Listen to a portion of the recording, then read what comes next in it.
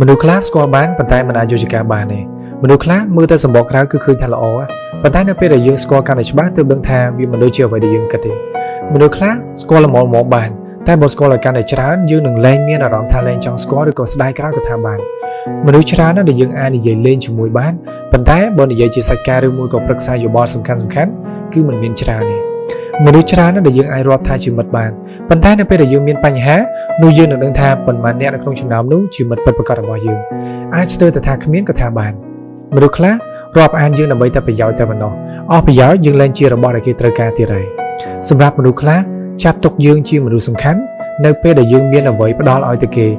ប៉ុន្តែបើសិនជាយើងអត់មានអ្វីផ្ដល់ឲ្យទៅគេទេនោះយើងលែងខ្លាយទៅជារបស់សំខាន់សម្រាប់គេដូចគ្នា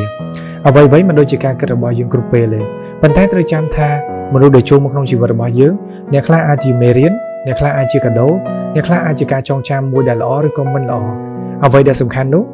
គ្រប់មនុស្សទាំងអស់ដែលចូលមកក្នុងជីវិតរបស់យើងមិនមែនសុទ្ធតែស្មោះត្រង់ជាមួយយើងទេដូច្នេះហើយចូលសិក្សាពីមនុស្សឲ្យបានច្បាស់